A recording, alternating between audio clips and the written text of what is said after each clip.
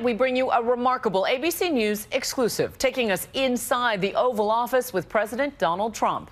No question off limits. A comprehensive discussion with my colleague David Muir. David.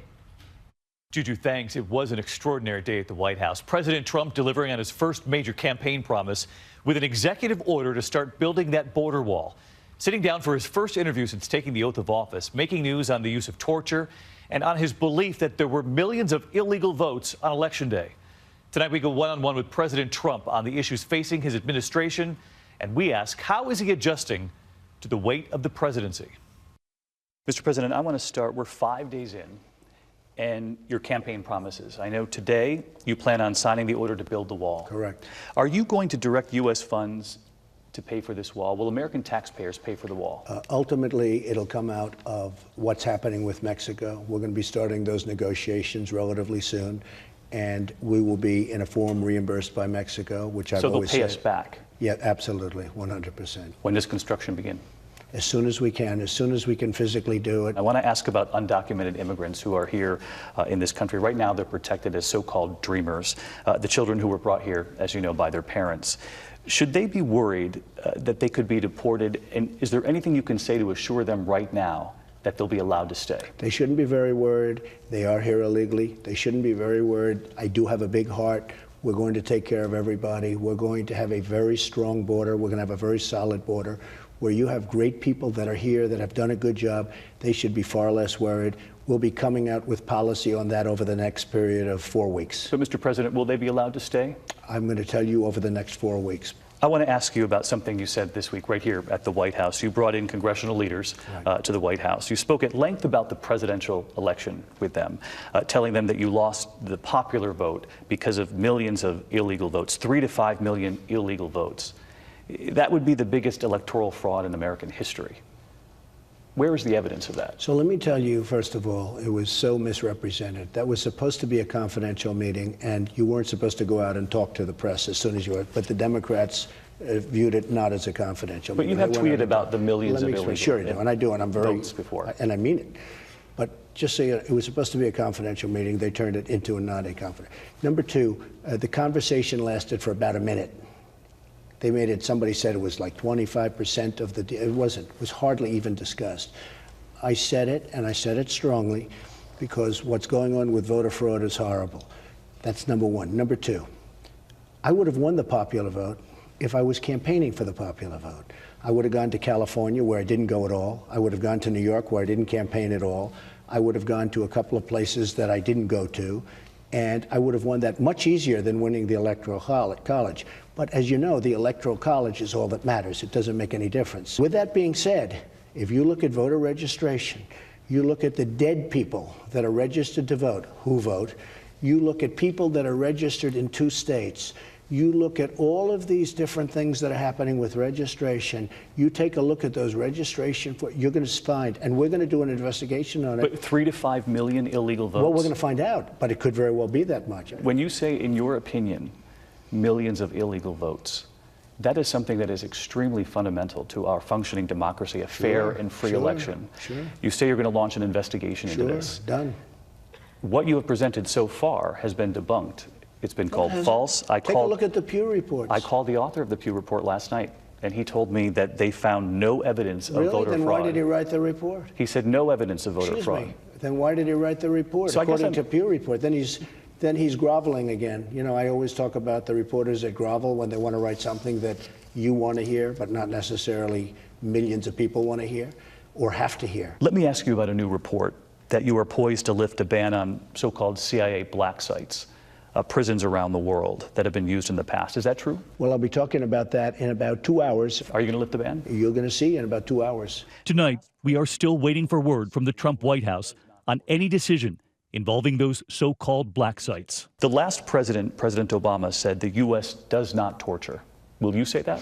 Well, I have a general who I have great respect for, General Mattis, who said, I was a little surprised, who said he's not a believer in torture. As you know, Mr. Pompeo was just affirmed by the Senate. He's a fantastic guy. He's going to be the head of the CIA, and you have somebody fabulous as opposed to the character that just got out, who was not fabulous at all. And he will, I think, do a great job. And he is, you know, I haven't gone into great detail, but I will tell you, I have spoken to others in intelligence, and they are big believers in, as an example, waterboarding. You did tell me. Because they say it does work. It does work. Mr. President, now, personally, Mr. President, you told me during one of the debates that you would bring back waterboarding and a hell of a lot worse. I would do what I would do. I want to keep our country safe. I want to keep our country safe. What does that mean? When they're shooting, when they're chopping off the heads of our people and other people, when they're chopping off the heads of people because they happen to be a Christian in the Middle East, when ISIS is doing things that nobody has ever heard of since medieval times, would I feel strongly about waterboarding? As far as I'm concerned, we have to fight fire with fire. Now, with that being said, I'm going with General Mattis. I'm going with my secretary because I think Pompeo is going to be phenomenal. I'm going to go with what they say. But I have spoken as recently as 24 hours ago with people at the highest level of intelligence, and I asked them the question, does it work? Does torture work? And the answer was yes, absolutely. You're now the president. Do you want waterboarding? I don't want people to chop off the citizens or anybody's heads in the Middle East, okay? Because they're Christian or Muslim or anything else. I don't want, look, you are old enough to have seen a time that was much different. You never saw heads chopped off until a few years ago. Now they chop them off and they put them on camera and they send them all over the world. So we have that, and we're not allowed to do anything. We're not playing on an even field. I will say this. I will rely on Pompeo and Mattis and my group.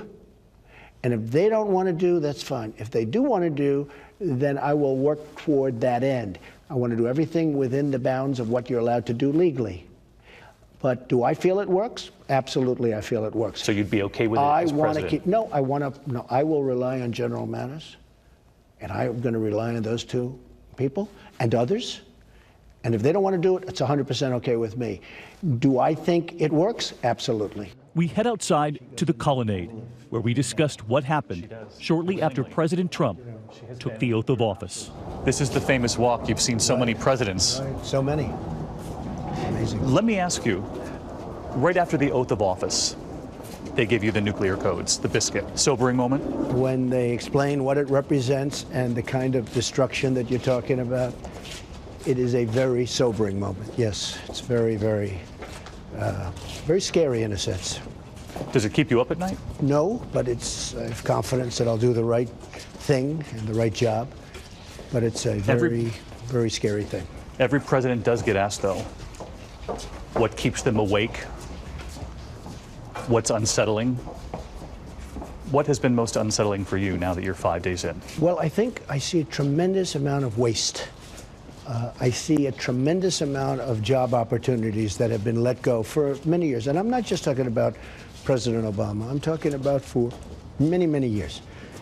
And I was a big, big fan of Ronald Reagan, but I was never a big fan on trade with respect to Ronald Reagan. I just think we've had years and years of allowing our jobs to be dissipated in this country, and there's no reason for it. So the economy keeps you up more than terrorism and Homeland Security? I view it all the same, all You do? very important. Yep, terrorism is, to me, number one, because we have to keep people safe. Most importantly, we have to keep people safe.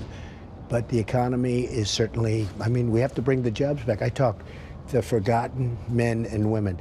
They're not forgotten anymore because they came out and voted. A lot of people, you folks, didn't know they existed in a true sense. Everyone's saying, where did they all come from? It was pretty amazing, wasn't it? When we come back, the millions of Americans who want to know what the replacement will be for Obamacare. I'm just asking about the people who are nervous and watching you for reassurance. Here's what I can assure you. When we come back.